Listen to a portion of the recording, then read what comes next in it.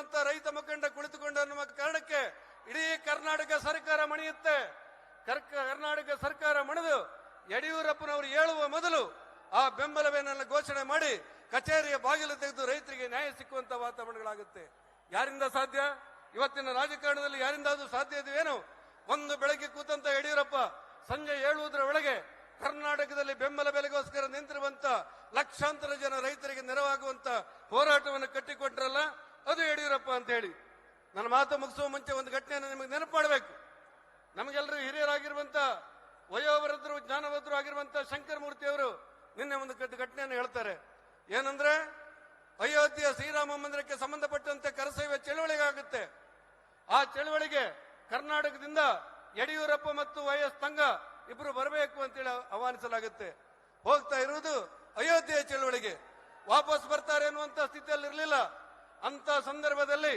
ಅಂತ ಸಂದರ್ಭದಲ್ಲಿ ಯಡಿಯೂರಪ್ಪನವರು ವಾಹನವನ್ನು ಹತ್ತಿ ಅಯೋಧ್ಯೆಗೆ ತೆರಳುವ ಮುಂಚೆ ಹೇಳಿದ್ರಂತೆ, ನೀವೆಲ್ಲ ಗಮನಿಸಬೇಕು, ಭಾರತೀಯ ಜನತಾ ಪಕ್ಷವು ಸೇರಿದಂತೆ ಎಲ್ಲ ಸಂಘ ಪರಿವಾರವು ಸೇರಿದಂತೆ ಪಕ್ಷಾತೀತವಾಗಿ ಇವತ್ತು ಲಕ್ಷಾಂತರ ಜನ ಯಡಿಯೂರಪ್ಪನವರ ಅಭಿಮಾನಿಗಳು ನೀವು ಸೇರಿದ್ದೀರಲ್ಲ, ಒಂದು ಸಾರಿ ಗಮನಿಸಿ ಕೇಳಿ.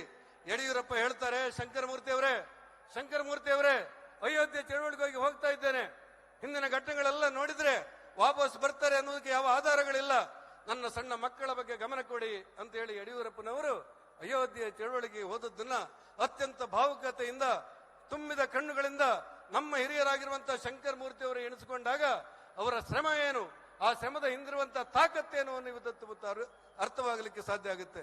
ಒಂದ್ಸಾರಿ ಏನಾಯ್ತು ಅಂತ ಹೇಳಿದ್ರೆ, ತುರ್ತು ಪರಿಸ್ಥಿತಿಯ ಸಂದರ್ಭದಲ್ಲಿ ಯಡಿಯೂರಪ್ಪನವರನ್ನು ಬಳ್ಳಾರಿ ಜೈಲಿಗೆ ಹಾಕಲಾಗುತ್ತೆ. ಆ ಬಳ್ಳಾರಿ ಜೈಲಿನಲ್ಲಿ ಸಂದರ್ಭದಲ್ಲಿ ನಡೆದಿರುವಂತಹ ಘಟನೆಗಳನ್ನ ನಮ್ಮ ಹೊಸ ಯುವಕರು ಕೇಳಬೇಕು ನೀವು. ಯಡಿಯೂರಪ್ಪನವರು ಆ ಜೈಲಲ್ಲೂ ಕೂಡ ಪ್ರತಿಭಟನೆ ಮಾಡ್ತಾರೆ, ಧರಣಿ ಮಾಡ್ತಾರೆ. ಯಾಕೆ ಮಾಡ್ತಾರೆ ಕೇಳಿದ್ರೆ, ನನಗನ್ನ ಕೊಡಬೇಕು ಅಂತ ಹೇಳಿಲ್ಲ ನಾನು. ಆ ದೇಶಕ್ಕೋಸ್ಕರ ತುರ್ತು ಪರಿಸ್ಥಿತಿಯನ್ನು ವಿರೋಧಿಸಿ ಪತ್ರಿಕಾ ಸ್ವಾತಂತ್ರ್ಯವನ್ನ, ವಾಕ್ ಸ್ವಾತಂತ್ರ್ಯವನ್ನ, ವ್ಯಕ್ತಿ ಸ್ವಾತಂತ್ರ್ಯವನ್ನು ಕಸಿದಿರುವಂತಹ ಸರ್ಕಾರದ ವಿರುದ್ಧ ನ್ಯಾಯಕ್ಕೋಸ್ಕರ ಜೈಲಲ್ಲಿರುವಂತ ಆ ತುರ್ತು ಪರಿಸ್ಥಿತಿಯ ಹೋರಾಟಗಾರರಿಗೆ ನೀವು ಅನ್ನ ಕೊಡ್ತಾ ಇಲ್ಲ, ಅದಕ್ಕೋಸ್ಕರ ನಾನು ಧರಣಿ ಕೂತ್ಕೊಳ್ತೇನೆ, ಉಪವಾಸ ಕೂತ್ಕೊಳ್ತೇನೆ ಅಂತ ಹೇಳಿ ಯಡಿಯೂರಪ್ಪನವರು ಪ್ರತಿಭಟನೆ ಮಾಡ್ತಾರೆ. ಆ ಪ್ರತಿಭಟನೆಯ ಪರವಾಗಿ ಇಡೀ ಸರ್ಕಾರ ಮಣಿಯುತ್ತೆ. ಪೊಲೀಸರು ಅವತ್ತಿನ ಪೊಲೀಸರು ಎಂತ ಕೆಟ್ಟದ್ದಾಗಿ ನಡ್ಕೊಂಡ್ರು ಅಂದ್ರೆ, ಸರ್ಕಾರ ಯಡಿಯೂರಪ್ಪನವರ ಮೇಲೆ ಉಳಿದ ಕೈದಿಗಳಿಂದ ಹಲ್ಲೆ ಮಾಡುವಂತ ಪ್ರಯತ್ನ ಮಾಡಿದರು. ಅಲ್ಲಿಂದ ಇಲ್ಲಿವರೆಗೆ ನಡೆದಿರುವಂತಹ ಅನೇಕ ವಿದ್ಯಮಾನಗಳನ್ನ ನೀವು ಗಮನಿಸಿದ್ದೀರಿ ಅಂತ ನಾನು ಭಾವಿಸಿದ್ದೇನೆ. ಯಡಿಯೂರಪ್ಪನವರ ಸರ್ಕಾರದ ಆಡಳಿತ ಶೈಲಿ ಆಗಿತ್ತು ಅಂತ ಒಂದ್ಸಾರಿ ನೀವು ಗಮನಿಸಬೇಕು. ಕರ್ನಾಟಕ ರಾಜ್ಯದಲ್ಲಿ ಯಡಿಯೂರಪ್ಪನವರು ಮುಖ್ಯಮಂತ್ರಿ ಆಗಿರುವಾಗ ಅವರ ಸಹವರ್ತಿಯಾಗಿ ನಾನಿದ್ದೆ.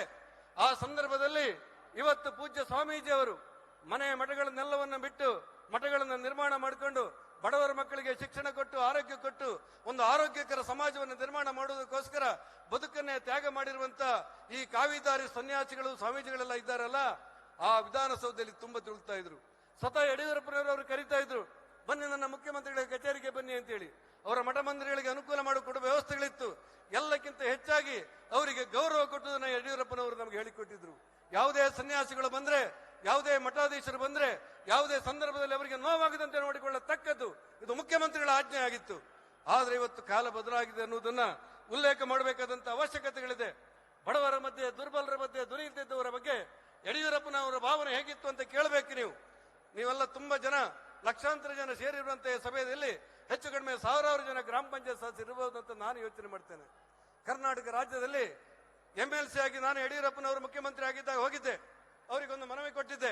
ಆ ಮನವಿಯಲ್ಲಿ ಏನ್ ಹೇಳಿದ್ದೆ ಅಂತ ಹೇಳಿದ್ರೆ, ಯಡಿಯೂರಪ್ಪನವರೇ ಕರ್ನಾಟಕ ರಾಜ್ಯದಲ್ಲಿ 94,000 ಜನ ಗ್ರಾಮ ಪಂಚಾಯತ್ ಸದಸ್ಯರಿದ್ದಾರೆ, ಬಡವರ ಮಧ್ಯೆ ಓಡಾಡ್ತಿರುವವರು, ಇವರಿಗೆ ನ್ಯಾಯ ಕೊಡಬೇಕಾದ್ರೆ ಇವರಿಗೆ ಗೌರವಧನ ಕೊಡಬೇಕು ಅಂತ ಹೇಳಿದ್ರು.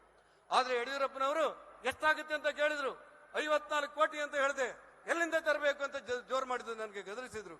ಆದ್ರೆ ಅದೇ ಯಡಿಯೂರಪ್ಪನವರು ಆ ಪತ್ರಕ್ಕೆ ಟಿಪ್ಪಣಿ ಬರೆದು, ಕರ್ನಾಟಕ ರಾಜ್ಯದ ಇತಿಹಾಸದಲ್ಲಿ ಬಡವರ ಮಧ್ಯೆ ಓಡಾಡುವಂತಹ ಗ್ರಾಮ ಪಂಚಾಯತ್ ಸದಸ್ಯರು ಇವತ್ತು 2,000 ರೂಪಾಯಿ ಬಸವರಾಜ ಬೊಮ್ಮಾಯಿ ಸರ್ಕಾರ ಇರುವಾಗ ತಗೊಂಡ್ರಲ್ಲ, ಆ 2,000 ರೂಪಾಯಿಯ ಮೂಲ ಯಾರು ಕೇಳಿದ್ರೆ ಅದು ಯಡಿಯೂರಪ್ಪ ಅನ್ನುವ ಸತ್ಯವನ್ನು ಅರಿಯಬೇಕಾದಂತ ಅನಿವಾರ್ಯತೆ ಇತ್ತು.